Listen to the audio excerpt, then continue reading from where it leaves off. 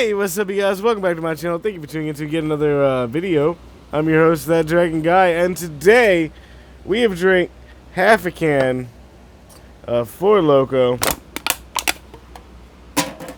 And, well, that means I'm going to tell a couple stories. Now, I have already told you how I died twice and came back to life. If not, if you haven't seen that, then it'll be at the end card at the end of the video. At least the first part of that, and then the second part will be at the end card of that, the first video. Anyway, doesn't matter. Point is, we're gonna tell a story. I didn't die, but I almost died, okay?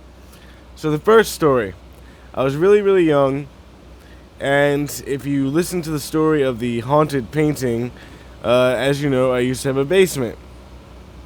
I was in the basement, and I was messing around. I was waiting for my uncle to finish the level that he was on a game, because it was my turn as soon as he died. I was playing with a tape measure. Now, above me in this basement, because lighting was really weird, there was a light hanging that had a light bulb in it, and there was a light that had a pull string that didn't have any light bulb in it whatsoever. I'm sitting there with the tape measure, just reeling it up and up and up, straight up. You know, just trying to make it as long as I can. Well, I didn't know that the pull string light that didn't have a light bulb was pulled to where it was on. I didn't know that that pull string light bulb was directly above me. The tape measure that I was stringing up and up and up and up and up went into the light bulb's empty spot.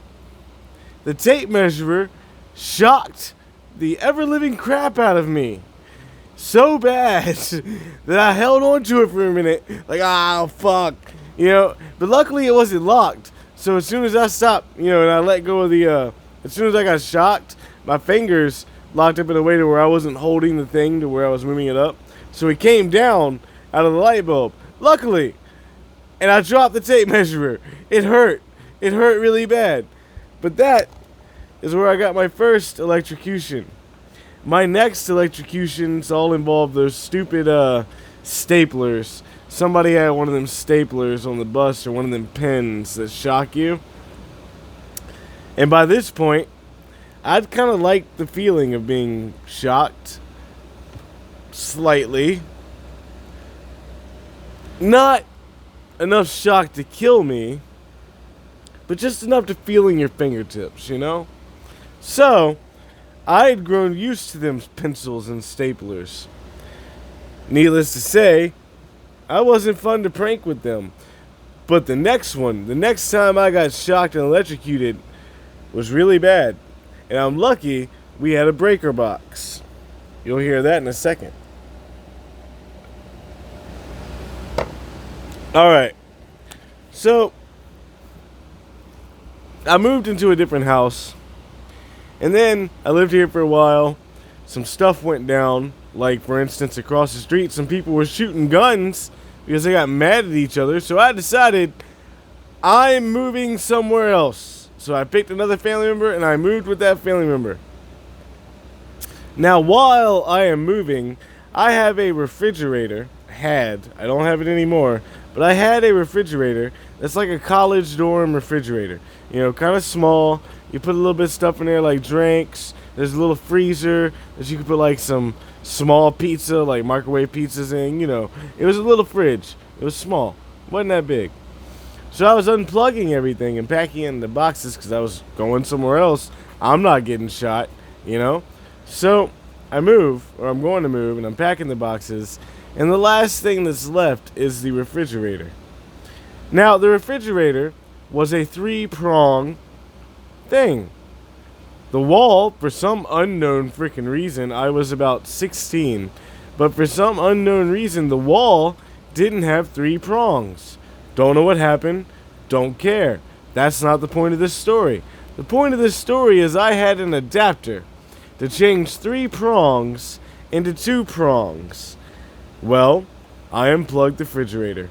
The 2-prong thing broke to where 2 prongs were still in the wall. I didn't think nothing about it. I didn't think about it. I didn't have an instant of maybe I shouldn't do this. I didn't have any thought whatsoever. I was like, oh, whatever. I went down to grab the 2 prongs, still stuck in the freaking wall. Okay? In the wall. I grabbed them. I'm stuck. It hurts really bad. It is a really strong electrical current running through me.